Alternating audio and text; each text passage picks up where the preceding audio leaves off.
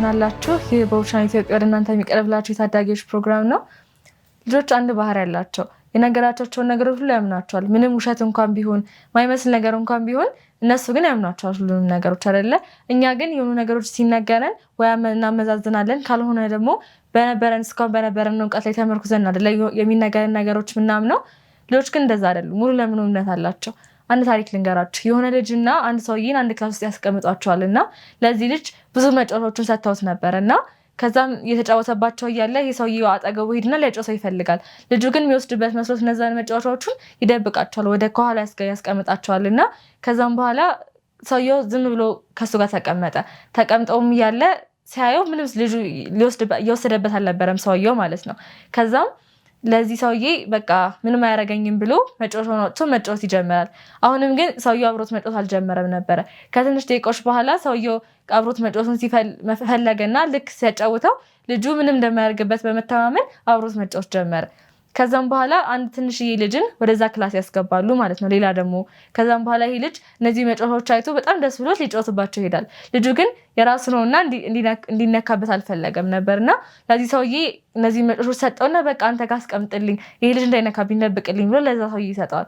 ከዛም ልጆቹ በራሳቸው መጫወት ይጀምራሉ፣ እነዛ ሁለት ልጆች ማለት ነው። ነገር ግን እነዛ መጫወቻዎቹ ስለ ሰውዬው አምኖ ሰጥቶት ነበረ። በቃ ይሄ ልጅ አምኖት ነበረ ሙሉ ለሙሉ ማለት ነው። ይሄንን ሰውዬ ምን እንደማይወስድበት እንደማይሰርቅበት እና ይሄ ልጅ ይሄንን በማመኑ ምክንያት የራሱን ስራ ትሶት ነበረ። ኢቭን ከሰውዬው ጋር እንደነበረ ራሱ እንኳን እስኪረሳው ማለት ነው። እና እኛስ እግዚአብሔርን ምን ያክል እናምነዋለን? በዚህኛው ሰንበት ትምህርታችን እንደ ልጅ መተማመን በሚል ርዕስ ይሆናል የምንማረው። ከዛም በቀጠል ደግሞ አንድ መዝሙር ሰምተን እንመለሳለን። አሁን ወደ ውይይቱ እንሄዳለን።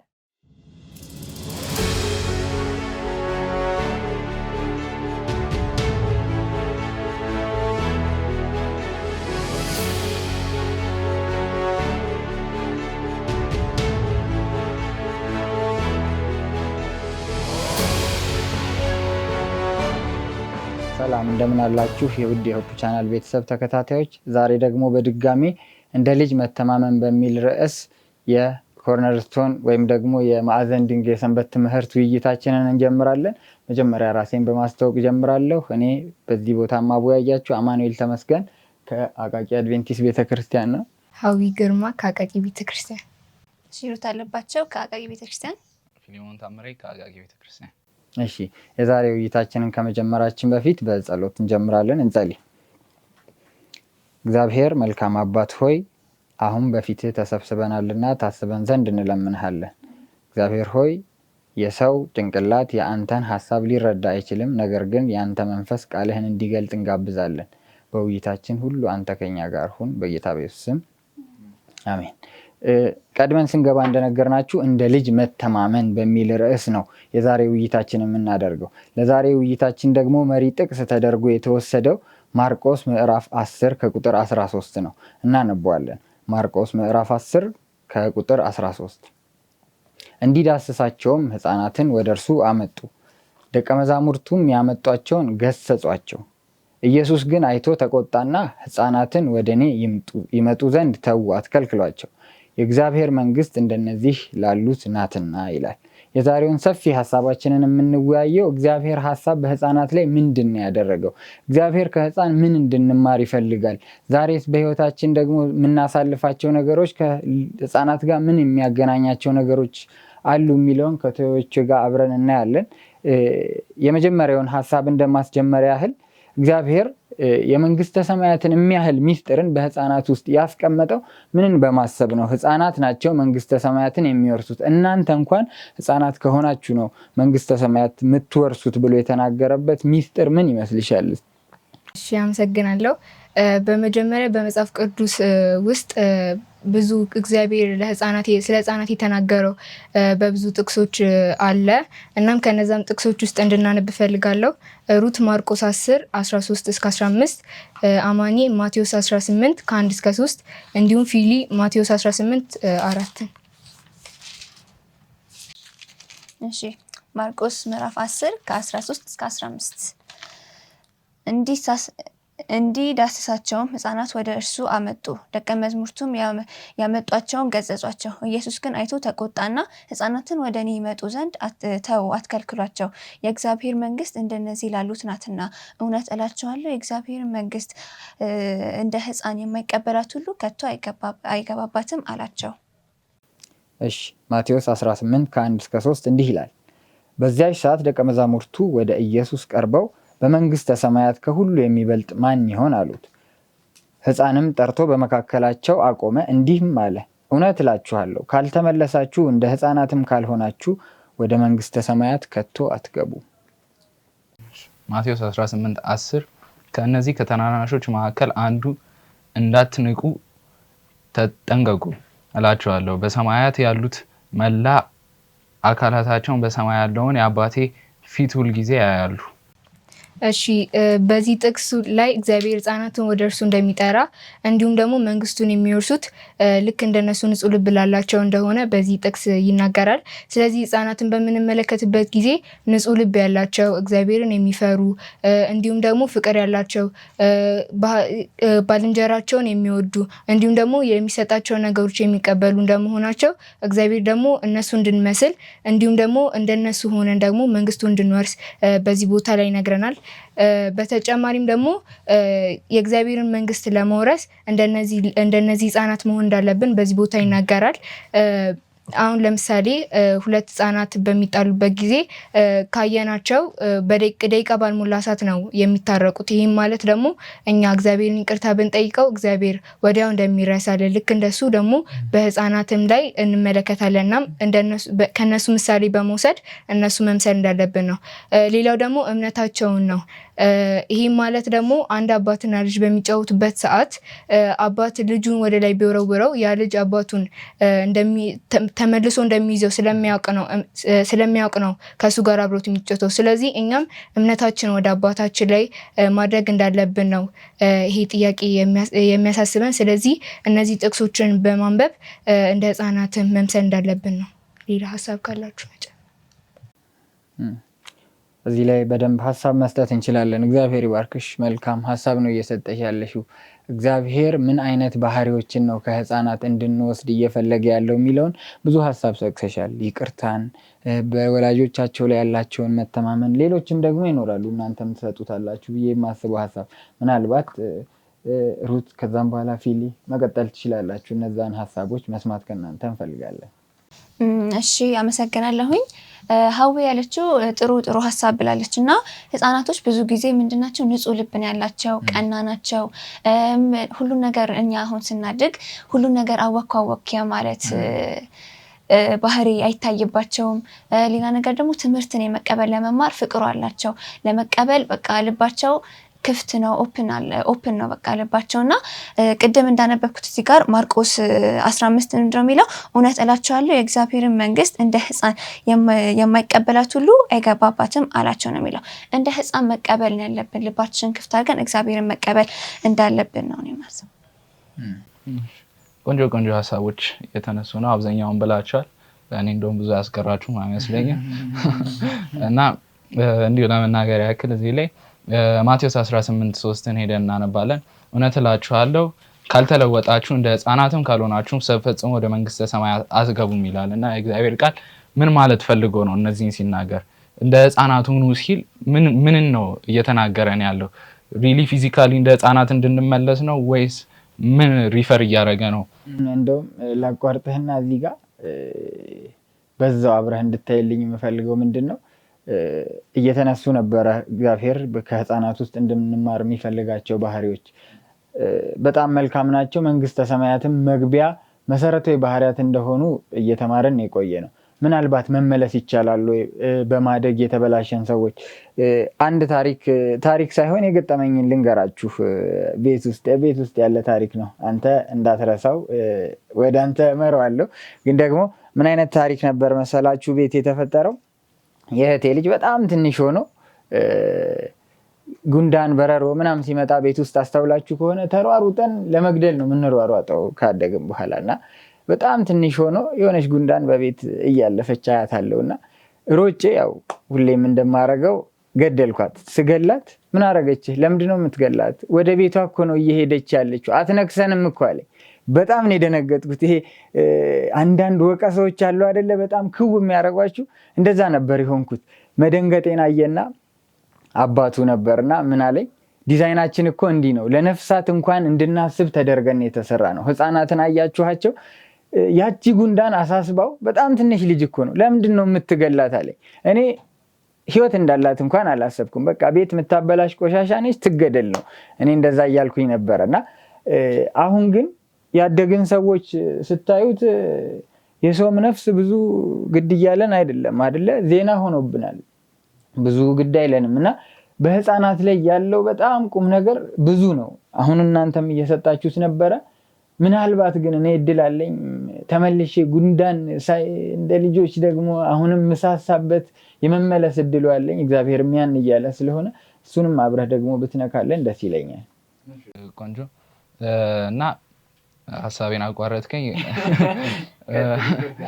እና እዚህ ላይ ምን ማለት ፈልገው ነው የሚለውን እንትን እያልን ነበር እና ይሄ እግዚአብሔር እንደ ህፃናት ሆኖ ሲል እየጠራን ያለው ወደ ኢማቹሪቲ ሳይሆን እግዚአብሔር እየጠራን ያለው ወደ ስፒሪቹዋል ግሮዝ መንፈሳዊ ንጽህናን እንደ ህፃናት ኤክስፒሪየንስ እንድናደርግ ነው። እና አንተ አሁን ባነሳው ጥያቄ ላይ ምንድነው እኛ እንትን እያለን ያለ ነው፣ እንዴት ነው ወደዛ መመለስ ምንችለው የሚለውን ለመመለስ መጀመሪያ እንትን ማለት ያለብን ወይም አንደርስታንድ ማድረግ ያለብን ጥፋት እያጠፋን ነው። ማጥፋታችንን ሳናቅ ወደዛ መመለስ አንችልም። እና ምንድነው ስህተት እያደረግን ያለ ነው? እንደ ህፃናት ያልሆን ነው በምን በኩል ነው? ህፃናት ጋር ያሉት ቆንጆ ኳሊቲዎች ምንድናቸው የሚለውን እናያለን። እና 8 ሀሳቦች አሉኝ እዚህ ጋር። የመጀመሪያው ትህትና ይጎለናል። እያደግን ስንሄድ ለሰዎች ትሁትነታችን እየቀነሰ ይሄዳል። የሆነ ቦታ ላይ ራሳችንን እናስቀምጥና ሌሎችን መናቅ ነገር ይመጣል። ህፃናት ላይ አናስተውለውም ያንን። ሁሉም እኩላቸው፣ ሁሉም እኩል የሚጫወቱት፣ አለባበሳቸው አይወስንም፣ እንትናቸው አይወስንም፣ ሁሉም እኩላቸው። እያደግን ስንመጣ ግን በራሳችን ላይ እንትን እንላለን፣ ሰውን መናቅ ይመጣል እና ትህትናን እናጣለን። ሁለተኛው ሀሳብ ጥገኛ። እግዚአብሔር በህፃናት ውስጥ ብዙ ያስተምረናል እና ህፃናት በወላጆቻቸው ላይ አብዛኛው ጊዜ በጣም ጥገኛ ናቸው። ለልብስ፣ ለምግብ፣ ለሁሉ ነገር ጥገኛ ናቸው እና እኛ ትንሽ እያደግን ስንመጣ ቤተሰብ ላይ ራሱ ጥገኛነትን መሆናችንን ማቆም እንጀምራለን። በራሳችን ገንዘብ ማግኘት ስንጀምር ምናምን፣ ድሮ ለሁሉም ነገር ቤተሰብን የምናስፈቅድ ያኔ ትተን በቃ በራሳችን ውሳኔዎችን መወሰን ብዙዎች ላይ ምናምንም እናያለን እንደዛ። ከዛ በኋላ እግዚአብሔር በሱ ፉሊ ጥገኛ እንድንሆን ይፈልጋል። ህፃናት በቤተሰባቸው ላይ ፉሊ ጥገኛ እንደሆኑ እግዚአብሔር ደግሞ በሱ ላይ ፉሊ ጥገኛ እንድንሆን በህፃናት ውስጥ ይህንን ሚስጥር ደብቆ እግዚአብሔር አምላክ እንድንማር ይፈልጋል። እና ሶስተኛው ሀሳብ መተማመንና እምነት። እነዚህ ዛሬ ጠዋት ሳነባቸው ነው ልዩነታቸውን በደንብ የገባኝ እና ድሮ የሆነ ተመሳሳይ ቃላት ነገር አድርጌ ያስባቸው ነበር። እንግሊዝኛው ላይ ትረስት ኤንድ ፌዝ ይላል። አሁንም ወደ ህፃናት እናምጣውና ህፃናት ብዙ ጊዜ ሰው የሚነግራቸውን ያምናሉ፣ አይጠራጠሩም። በተለይ የሚወዳቸው ወይም የሚወዱት ሰው ሲሆን ጥርጥር የላቸውም። አሁን አንተ የአክስቶች ልጆች፣ የእህቶች ልጆች ምናምን ሄደህ ስነግራቸው ያምኑሃል። ምክንያቱም ቅርበት አለ፣ ይወዱሃል እና ምትላቸውን ያምኑሃል። እና እግዚአብሔርም እንደዛ ነው። በብዙ መንገዶች ሊነግረን ይሞክራል፣ ግን እኛ ልናመን ፈቃደኛ መሆን አለብን። በእግዚአብሔር ላይ መተማመን አለብን። አሁን ለምሳሌ ያክል ቆንጆ ኤግዛምፕል የሚሆነው በህፃንነታችን ዋና ስንሄድ ሌላ ሰው ቢጠራን አንሰማቸው ለመግባት ውሃ ውስጥ። ወላጅ ግን ወይ እናታችን ወይ አባታችን ሲሆኑ ዘለን እንገባለን። እግዚአብሔርም እንደዛ በሱ ላይ ፉሊ ትረስት እንድናደርግበት ነው የሚፈልገን። እና ይሄኛውም ሀሳብ አለ። አራተኛ ብዙ ጊዜ ስለ ህፃናት ጥሩ ኳሊቲ ስናወራ የምናነሳው ነው ይቅርታ ማድረግን በጣም ይነሳል። በቃ ስለ ህፃናት ካወራ ባይብል ላይ ፎርጊቭነሳቸው ነው መጀመሪያ የሚመጣለን። እና ቂም አይይዙም፣ ቶሎ ይተዋሉ። እድሜ እየገፋ ሲመጣ ግን ያ ነገር እየቆመ ይሄዳል። ወይ ስጦታ እንፈልጋለን ምናምን ይቅር ለማለት ወይ የሆነ ነገር ሽማግሌ መጥቶ እንደዛ ነው። እና እነዛ ነገሮች አያስፈልጉንም። ቶታሊ ይቅር ማለት መቻለን አለብን እና ቀጣዩ የልብ ንጽህና። አሁን ብዙ ሰዎች ድጋሚ እያደግን ስንመጣ በልባችን ውስጥ ያለውና በፊታችን ላይ ያለው የተለያየ ነገር ይሆናል። ውስጣችን ያለውን አይደለም የምንገልጸው። ህፃናት ላይ ስንመጣ ከከፋቸው ያለቅሳሉ፣ ከተደሰቱ ይስቃሉ። ሁሉም ነገር ፊታቸው ላይ ታያለ። የሚደብቁት ነገር የላቸውም። ግን ትላልቅ ችጋ ስትመጣ የሆነ ሰው ለቅሶ ላይ ሄዶ የዬ ብሎ እያለቀሰ እንኳን ሞተልኝ የሚል አይነት እንትን ያለን እና ብዙ ነገሮችን ውስጣችን ደብቀን ፊታችን ላይ እንትን የምንለው አስፈላጊ አይደለም እና እግዚአብሔር እንደነዛ ህፃናት ሁኑ፣ ፒዩሪቲ ኦፍ ሃርት ይኑራችሁ እያለን ነው። ቀጣይኛው የመማር ፍላጎት፣ መጀመሪያም አካባቢ አንስቼዋለሁ። የመማር ፍላጎት ሲኖረን ነው እግዚአብሔር ሊያስተምረን የሚፈልገው። እኛ ራሳችን እንደ አጉል አዋቂዎች አይተን ሰው ሊያስተምረን ሲሞክር ምንዘጋ ከሆነ ያ ልክ አይደለም። ወይ ደግሞ ጥያቄዎችን መጠየቅ ፈርተን ከመማር ወደኋላ ምንቀር ከሆነ ይህም ቆንጆ አይደለም። እንደ ህፃናት ግራ ከገባው ምንም አይልም፣ መጥቶ ይጠይቃል እና እንደዛ እንድንሆን እግዚአብሔር ለዛም ነው አይደለ ቋንቋ ቶሎ ህፃን ብቻ የሚለምደው። ካደግም በኋላ ቋንቋ መልመድ በጣም ከባድ ነው የሚሆንብን ያልካቸው ምክንያቶች በጣም ልክ ናቸው። እና እንደዚህ እነዚህንም በህፃናት ውስጥ አስቀምጦ እግዚአብሔር ሊያስተምረን እየሞከረ ነው። ቀጣይኛው በትንሽ ነገር ይደሰታሉ፣ በትንሽ ነገር ይደነቃሉ። ብዙ ነገር አያስፈልጋቸውም። እግዚአብሔር ከመኪና አደጋ ስላተረፈኝ አይደለም፣ በየቀን ቀን ከቀን እሱ ታምራትን ድንቅ ታምራትን እያደረገልኝ ነው እና እኛ ሪያላይዝ አናረጋቸውም እንጂ በነዛ በትናንሽ ነገሮች ነው እግዚአብሔርን ማመስገን ያለብን እና ይህንንም በህፃናት ውስጥ አስቀምጦ እግዚአብሔር እያስተማረን ነው፣ እንድንማር እያበረታታን ነው። የመጨረሻው ሀሳብ አይሆንም በሚባሉ ነገሮች፣ በቃ ተስፋ የላቸውም በሚባሉ ነገሮች ላይ ማመን እና ለዚህም ቆንጆ ምሳሌ የሚሆነው ህፃን እያለን ሁላችንም ህልሞች ነበሩና አሁን ላይ ሆነን ስናስባቸው ፖሲብል ማይመስሉን ድሪሞች ነበሩን እና እንደነዛ እንደ ህፃናት በእግዚአብሔር ላይ ሁሉንም ነገር ትተን ቢሊቭ ማድረግ አለብን።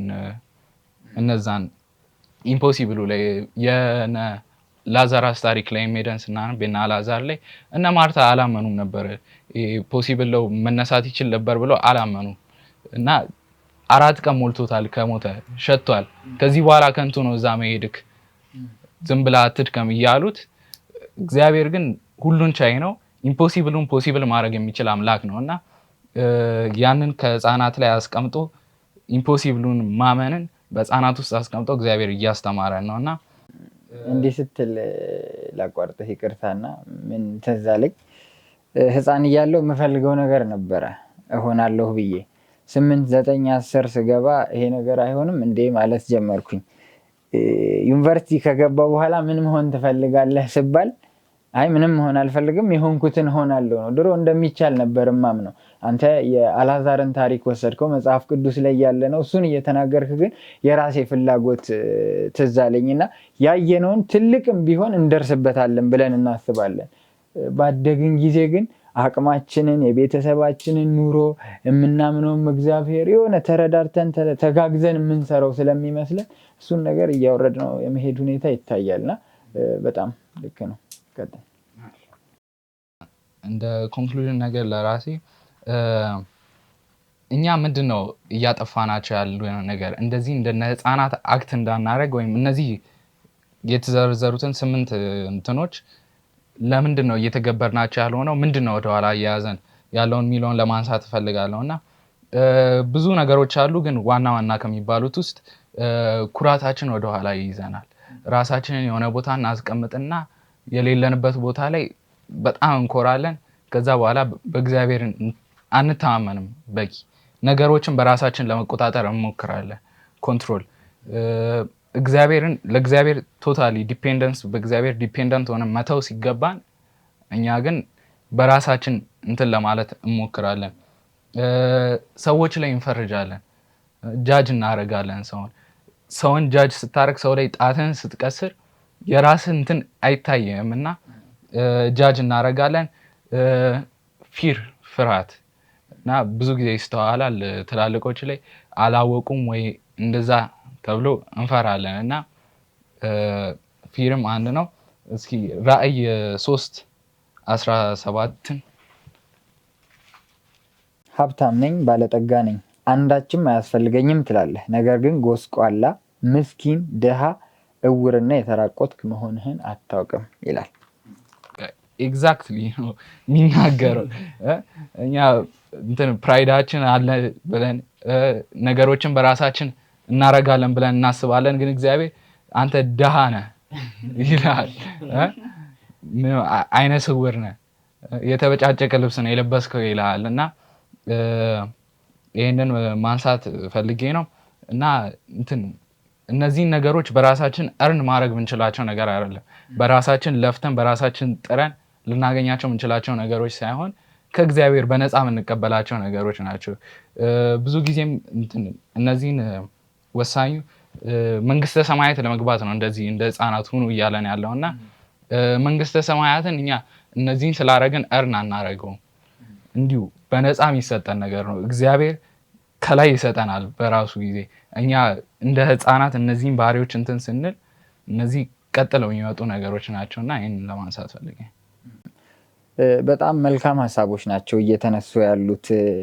እንግዲህ ተመልካቾችም ማየት ይችላሉ እግዚአብሔር በታዳጊዎች በህፃናት ላይ ምን ያህል መስራት እንደሚችል። እኔ ከወንድምና ከእህቶቼ እንኳን በጣም እየተማርኩ ነው እና ያለሁት የእግዚአብሔር ሀሳብ እዚህ ጋር ሲነግረን እንደ ህፃናት ሁኑ ማለት ስፒሪቹዋሊ ማቹር ሁኑ ማለቱ ነው።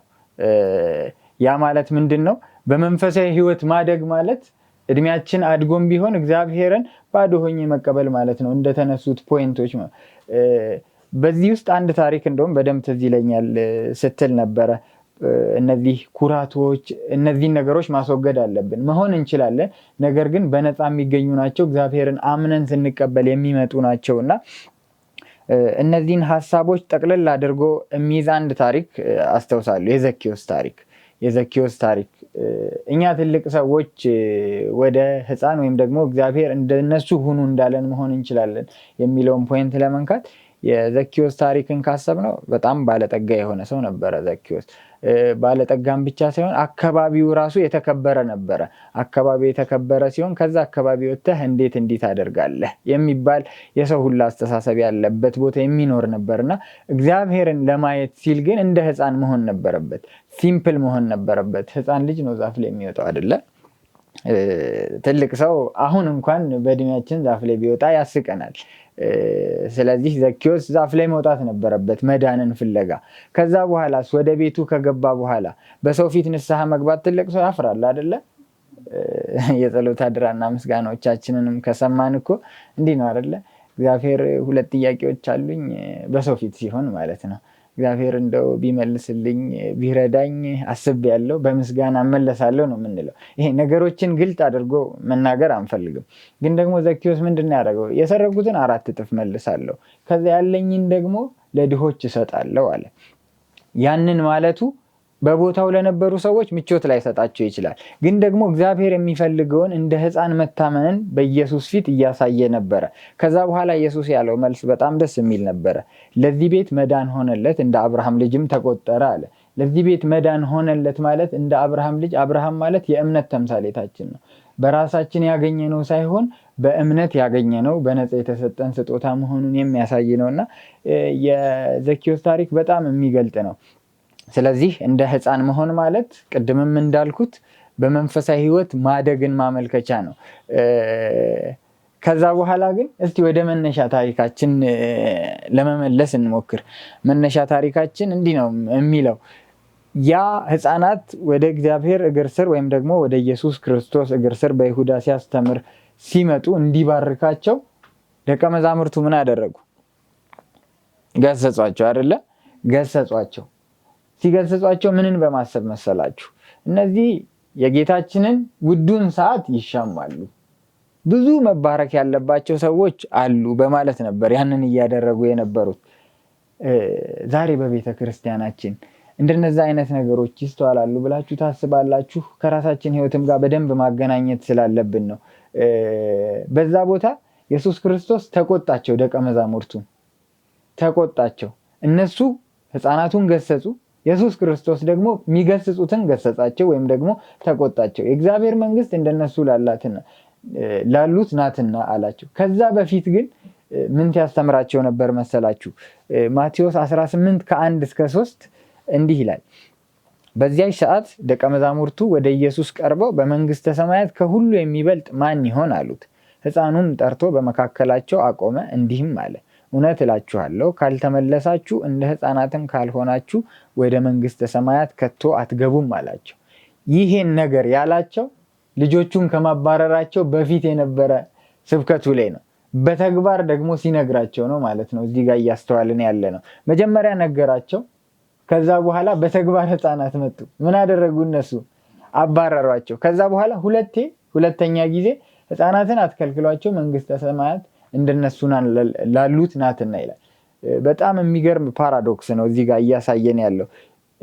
ታላቅ መሆን የሚፈልግ ታናሽ ይሁን፣ የሰማይ መንገድን ወይም ደግሞ የሰማይ ሀብትን የሚፈልግ ሰው እንደ ሕፃን ሆኖ ይቀበላት ብሎ እነሱ በማያስቡት መንገድ እየነገራቸው ነበርና ምናልባት ከህይወታችን ጋር ወደ ቤተክርስቲያናችን ስናመጣው እንደነዚህ አይነት ነገሮች ይስተዋላሉ። ሕፃናት ሊባርኩን ወይም ደግሞ ሊባረኩ ሲመጡ ቦታ ይሰጣቸዋል ብለሽ ታስቢያለሽ ሩት? እስቲ አሪፍ ሀሳብ ነው የተነሳውና እኔ እንደሚመስለኝ ደቀ መዛሙርቶቹ እነዛን ሕፃናቶች የገሰጹባቸው ምክንያት ምንድነው?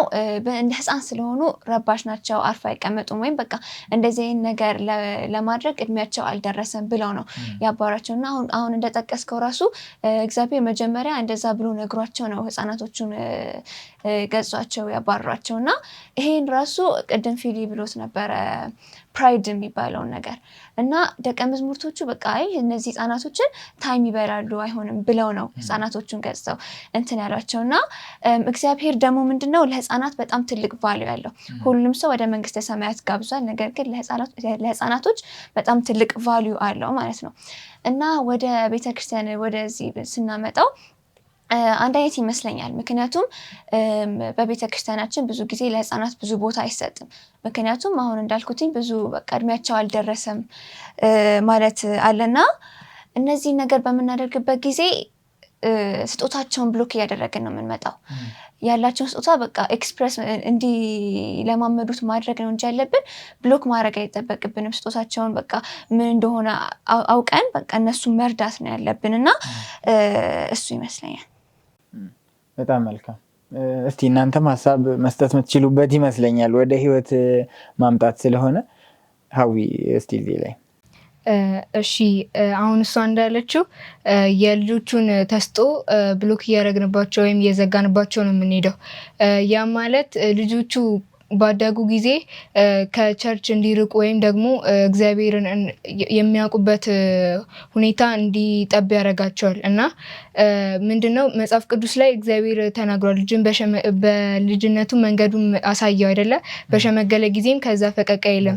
ስለዚህ በልጅነታቸው ልጆችን ከስር ኮትኩቶ ካላሳደጉ በቸርችም ላይ በቸርች አክቲቪቲዎችም ላይ አብረው ከነሱ ጋር አብረው ካላስተማሩ ወይም ደግሞ የእግዚአብሔርን መንገድ ካላሳያቸው ባደጉ ጊዜ ከእግዚአብሔር ቤት የሚርቁበት እንትናቸው ይበዛል።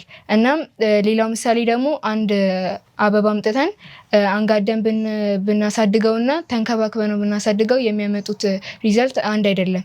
ያኛው ተንጋዶ ያድጋል፣ ይሄኛው ደግሞ በስነ ስርዓት ቀጥ ብሎ ያድጋል። ስለዚህ እንደዚህ ናቸው ልጆችም፣ የልጆችም ልብ እንደዛ ነው።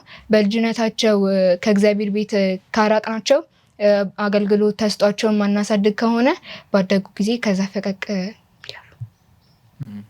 እዚህ ጋር ከሀሳብ ይልቅ ጥያቄ አለኝ እና እግዚአብሔር እነዛን ሕፃናት በቤተ ክርስቲያን እንዲያገለግሉ ነው እንትን እያለ ያለው? ላይፍ ሰርመናቸውን ከላይፍ ሰርመናቸው እንድንማር ነው እንትን እያለን ያለው ወይስ መድረክ ላይ ወጥተው እንዲሰብኩልን ነው? ምን ታስባለህ? እዚህ ራሴው ጠያቂው ተጠየኩኝ። እሺ እኔ በዚህ ላይ ሀሳቤ በጣም በሚገርም መልኩ ከአዋቂ ሰዎች ጋር ብዙ ጊዜ የምናጠውን ነገር ሕፃናቶች ላይ የምናገኝ ብዬ የማስበው አዋቂ ሰዎች ብዙ ጊዜ የመድረክ አገልጋዮች የመሆን ባህሪ አለን። የመድረክ አገልጋይ ማለት መነገር ያለበትን ቃላት አሰማምሮ የመናገር ልምዱ ያለን ተደጋጋሚ ጊዜ ስለመጣን፣ ህፃን ልጅ ግን ሲመጣ ህይወቱም ንግግሩም አንድ ነው እዛ ጋር እያደረገ ያለው። እግዚአብሔር ከባህሪያቸው እንድንማር ይሄው ብዙ ባህሪያቸው ጠቀሳችሁ። ያ ነበር ዲዛይናችን፣ ያ ነው ሰማያዊ መንግስትም ገጣሚ የሚያደርገን። ነገር ግን የህፃናት አገልግሎትም እነሱ የሚባርኩን ጊዜም በጣም አስፈላጊ እንደሆነ እንማራለን። እነዛንም ደግሞ በቤተ ክርስቲያናችን የምናስተውለው ነው አይደለ? 13ኛ ሰንበት ትምህርት አለ፣ የህፃናት አገልግሎት አለ። ምናልባት እኔም ከሩት ጋር የምጋራው ሀሳብ ስጦታ ሰዓት ላይ ወይ ደግሞ የሆነች መሸጋገሪያ ላይ ጥግ ተፈልጎ ቶሎ በሉ የሁላችሁ አለቀ ምናምን እየተባለ መሆን አለበት ብዬ አላምንም። ህፃናቶች በተለየ መንገድ በህይወትም ያስተምሩናል። ከዛ ደግሞ እግዚአብሔር ብሰሉ ያለን ራሱ የእነሱን ባህሪ ተለማመዱት፣ ወይም ደግሞ ያጣችሁትን በማደግ ውስጥ እግዚአብሔርን ሸሽታችሁ እግዚአብሔርን አለማወቅ ውስጥ የገባችሁትን ህፃናትን በማየት የነሱ ባህሪ የልጅነት ባህሪ ሆኗችሁ ደግሞ እንድትገቡ እፈልጋለሁ የሚል ሀሳብ ስላለው እኔ በግሌ የህፃናት አገልግሎትም የህፃናትንም ኑሮ እንድንማር ነው። ስለዚህ ሁለቱንም ነው ብዬ አስባለሁ። ባህሪንም እንድንማር ይፈልጋል ኢየሱስ ክርስቶስ። ከዛ በኋላ ደግሞ እንዲያገለግሉትም ይፈልጋል። ይሄን ደግሞ የተረዳ ነው ህፃናት ወደ እኔ ይምጡ አትከልክሏቸው ነው ያለው አይደለ? በአቅራቢያው እንዲሆኑ የሚፈልግ አምላክ ነው። በቃ እግሩ ስር ብዙ ፎቶዎች አሉ አይደል? ይሄንን ነገር ለመግለጽ እግሩ ስር አስቀምጧቸው፣ ሊሰማቸው ፈቃደኛ ነው። ታላቁ አምላክ እንኳን ጊዜ የሰጣቸው እኛ የቤተክርስቲያን አባሎች ደግሞ ጊዜ ሰጥተን ከነሱ መባረክ እንችላለን።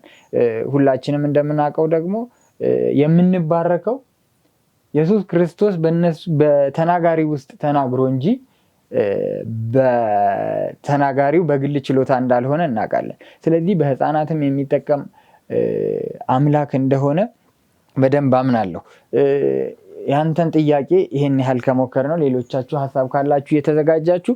ቅድም ግን ሀዊ ስትል በጣም ደስ ብሎ የነበረ ልጆች ዘር ናቸው። በልጅነት አባራሃቸው ከዛ በኋላ ዛሬ እንዲያገለግለኝ የምፈልገው ዛሬ ጊዜ እንድሰጥ ቅድሚያ እንድሰጥ የማደርገው አገልጋይ እኮ በአንድ ወቅት ልጅ ነበረ።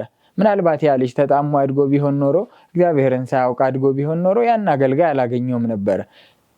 ጥቅሱንም እንደጠቀስችው ከዚያ ፈቀቅ አይልም። በቃ ታዳጊ እያለ ልጅ እያለ መስመር ማስያዝ አለብን። ስለዚህ እግዚአብሔር አገልጋይ እንዲሆኑ እራሱ እንዲያገለግሉን ብቻ ሳይሆን አድገው እንኳን የሚያገለግሉን ሰዎች በአንድ ወቅት ህፃን የነበሩ ስለሆኑ ህፃናትን መያዝ ደግሞ በጣም መልካም ነው፣ አለመልቀቅ ማለት ነው።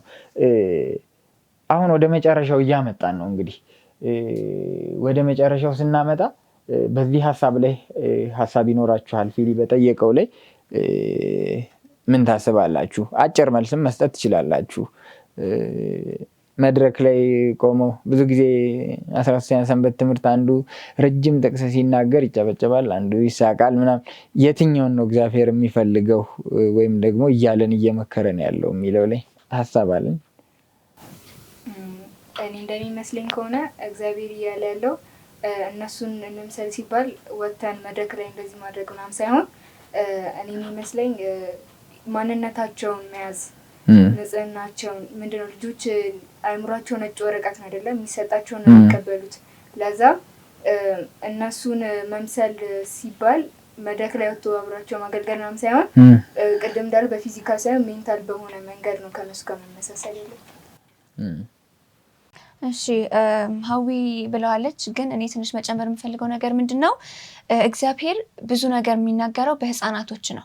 በህፃናቶች ብዙ ነገር ማስተላለፍ ይችላሉ። መጽሐፍ ቅዱሳችን ላይ ራሱ እንደምናውቀው ዳዊት፣ ዮናስ፣ ሙሴ እነሱ ከህፃንነታቸው ጀምሮ የእግዚአብሔርን ቃል እየተማሩ ነው ያደጉት እና ይህን ስናያ ራሱ ሲያድጉ በጣም ብዙ በፈተናዎች ተፈትነዋል እና እነዛን ፈተናዎች ሊቋቋሙ የቻሉት ከህፃንነታቸው ጀምሮ የእግዚአብሔርን ቃል እየሰሙ ስላደጉ ነው። እና የፊሊ ሀሳብ ላይ ትንሽ ሀሳብ መስጠት የምፈልገው ምንድን ነው፣ በሁለቱም በኩል ብናደርግ ዋናው ምንድን ነው የህፃናቶችን ባህሪ እኛ መላበስ እንዳለብን ነው ዋናው የሚመስለኝ። ምናልባት ጥያቄ ጠይቀህ ስለሆነ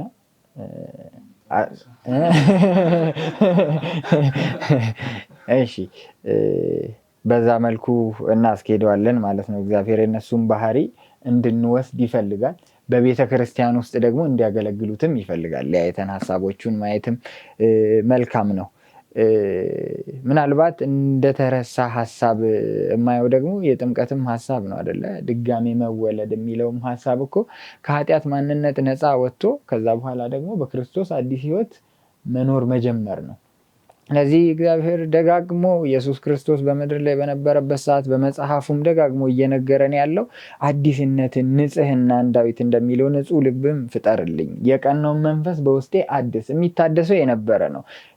አሰራራችን እንደዛ ነበረ። ዓለምን በማወቅ የተበላሸውን ደግሞ መልሶ ማግኘት አስፈላጊ ስለሆነ ያንን ድጋሜ ማግኘት በጣም አስፈላጊ ነው። ብዙ መንፈሳዊ ትርጉሞች አሉት።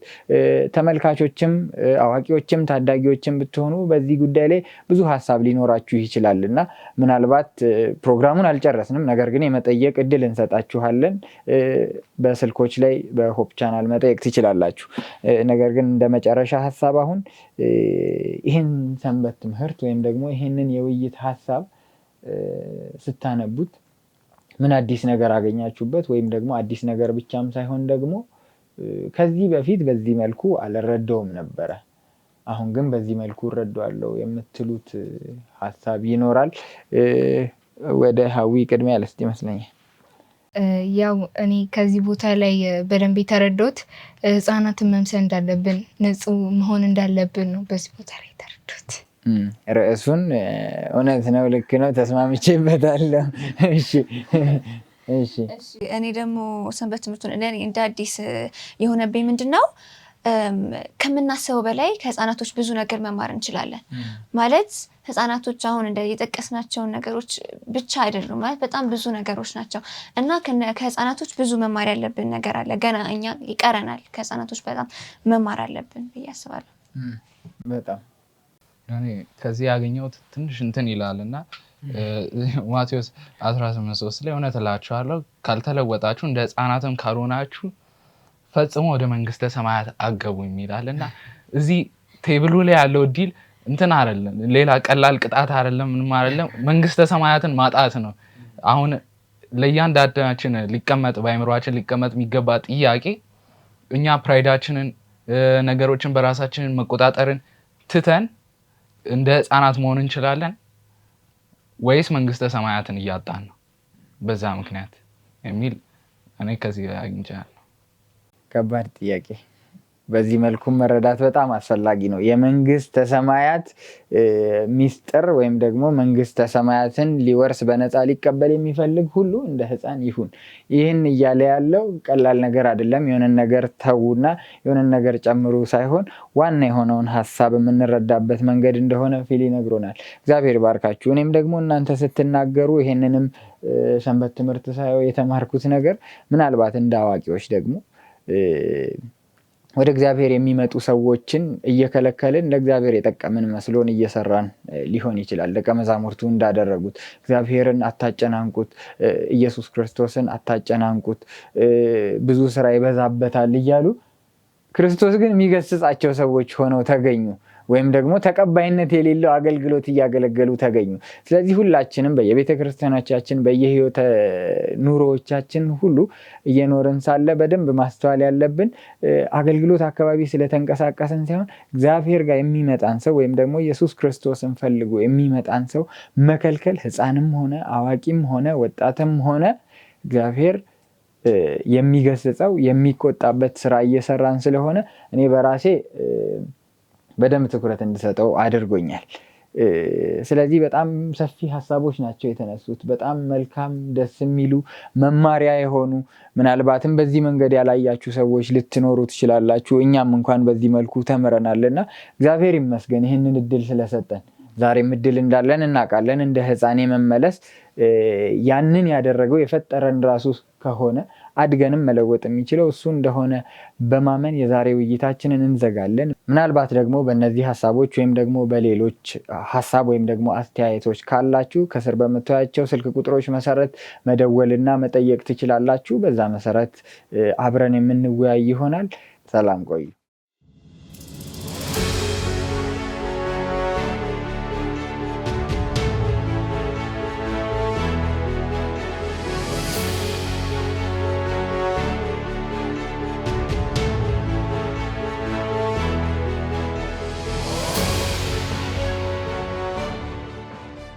ለሁሉም ሕይወት መብራት ይበራል። ግማሹ ደምቆ ሌላው ደብዝዞ መንፈስ ቅዱስም እሳት ያመጣል።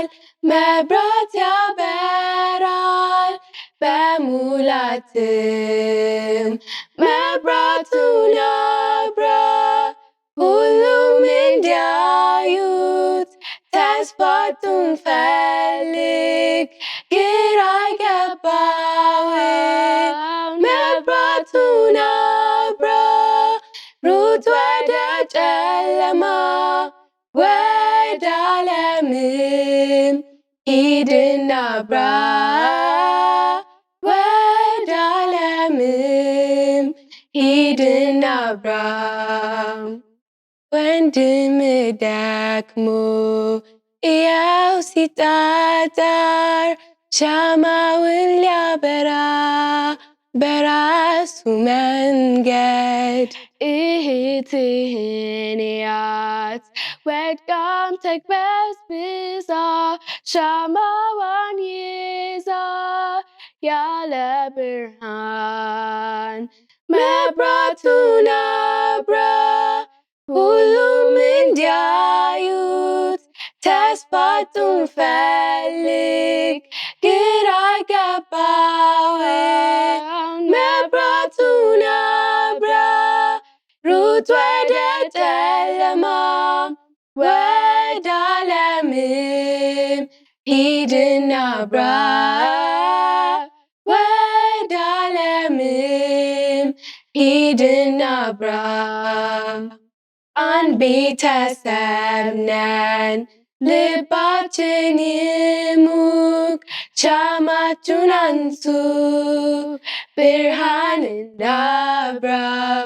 ሰዎችን እንጥራ ወደ ኢየሱስም ወክሎናልና በእርሱ ስራ መብራቱን አብራ ሁሉም እንዲያዩት ተስፋቱን ፈልግ ግራ ገባውን መብራቱን አብራ ሩጥ ወደ ጨለማ ወደ ዓለምም ሂድና አብራ ወደ ዓለምም ሂድና አብራ መብራቱን አብራ ሁሉም እንዲያዩት ተስፋቱን ፈልግ ግራ ገባውን መብራቱን አብራ ሩጥ ወደ ጨለማ ወደ ዓለምም ሂድና አብራ ወደ ዓለምም ሂድና አብራ ወደ ዓለምም ሂድና አብራ።